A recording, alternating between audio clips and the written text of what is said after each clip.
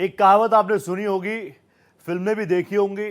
तो प्रेम चोपड़ा साहब कहते हैं, नंगा नहाएगा क्या और निचोड़ेगा क्या।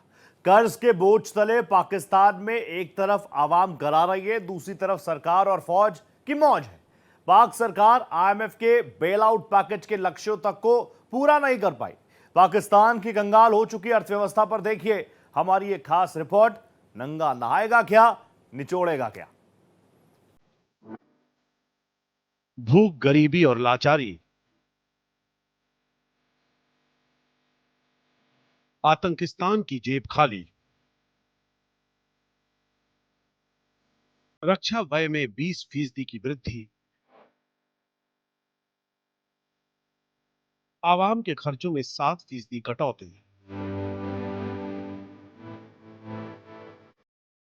भीख के भरोसे पाकिस्तान,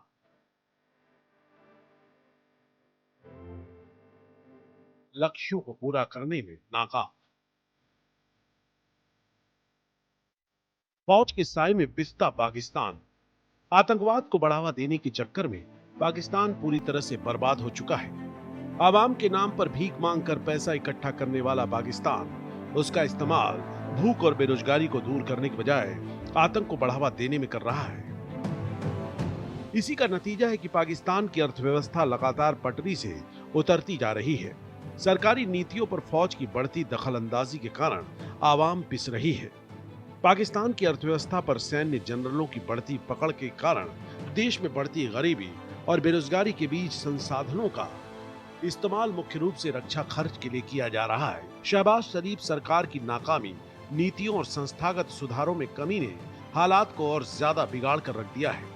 पाकिस्तान आईएमएफ के $7 बिलियन के बेलआउट पैकेज की दूसरी समीक्षा के लिए तय 5 लक्ष्यों में से 3 को पूरा करने में नाकाम रहा है। पाकिस्तान की बदहाल अर्थव्यवस्था का खामियाजा मुल्क की आधी आबादी को भुगतना पड़ रहा है। वर्ल्ड बैंक की ताजा रिपोर्ट में इस बात का खुलासा किया गया है कि पाकिस्तान की आधी आबादी गरीबी रेखा के नीचे जीने को मजबूर है। रिपोर्ट के मुताबिक पाकिस्तान की 44.7% आबादी गरीबी रेखा से नीचे, जबकि अति गरीबी 16.5% तक पहुंच गई है। स्वास्थ्य, शिक्षा और जीवन स्तर में गिरावट के बीच पाकिस्तान पिछड़ता जा रहा है। डेटा और नीतियों की कमी, पाकिस्तान के पास एक अपडेटेड गरीबी डाटाबेस तक नहीं है। नतीजा यह है कि सरकारी योजनाएं अक्सर सही जरूरतमंदों तक पहुंच ही नहीं पाती। साथ ही बिखरे हुए डेटा सिस्टम, नौकरशाही की जटिलताएं और एजेंसियों के बीच तालमेल की कमी गरीबी मिटाने के प्रयासों को और कमजोर बना रही है। हाल ही में पाकिस्तान में कराए गए पहले आर्थिक जनगणना रिपोर्ट में भी इस बात का खुलासा हुआ है कि पाकिस्तान में कारखानों से ज्यादा मदरसा है। मदरसा जहां पर आतंक का पाठ पढ़ाया जाता है। मदरसों के भरोसे अर्थव्यवस्था को मजबूत करने में जुटे रहने के कारण ही पाकिस्तान में अति गरीबी का स्तर तेजी से बढ़ा है। पहले जहां ये 4.9% था, वहीं अब ये बढ़कर 16.5% हो गया है। Multi dimensional poverty index MPI के मुताबिक पाकिस्तान की 30% से ज्यादा आबादी स्वास्थ्य, शिक्षा और जीवन स्तर जैसे बुनियादी सुविधाओं से काफी दूर है। इसके विपरीत पड़ोसी देश गरीबी उन्मूलन की दिशा में आगे बढ़ रहे हैं। चीन में अति गरीबी दर 1% से भी कम है। नेपाल में आंकड़ा महज 2.2% है। बांग्लादेश भी इस मामले में पाकिस्तान से काफी बेहतर स्थिति में है।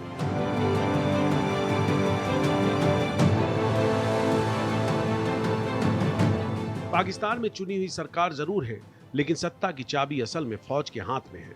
विदेशी कर्ज और खैरात के भरोसे अर्थव्यवस्था को दुरुस्त करने की पाकिस्तान की नीति ही है, जिसके चलते वो तिल तिल कर मरने को मजबूर है। बर्बादी का असली कारण पाकिस्तान के कंगाल होने की कई वजहें हैं। पहली ये कि गरीबी को दूर करने के नाम पर भारी भरकम सोशल वेलफेयर स्कीम चलाई जाती है। आतंक की फैक्ट्री चलाने और फौज की ताकत को बढ़ाने में खैरात और कर्ज का एक बड़ा हिस्सा खर्च किया जा रहा है। खर्च में अप्रत्याशित तरीके से 20% की बड़ी वृद्धि की गई है, जबकि शिक्षा, स्वास्थ्य, सेवा और रोजगार बढ़ाने वाली आर्थिक विकास योजनाओं जैसे दूसरे क्षेत्रों में कुल खर्च में 7% की कटौती की गई है।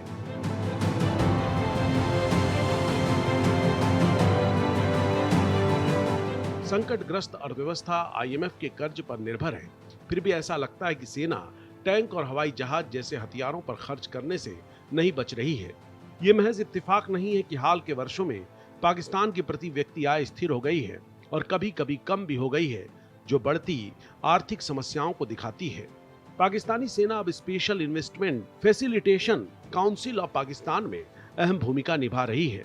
पाकिस्तान एक नाजुक मोड़ पर है। पाकिस्तान में गरीबी, बेरोजगारी, जनसंख्या दबाव और असमानता मिलकर एक गंभीर संकट पैदा कर रहे हैं, जिसका असर बहुत दूर तक जाएगा।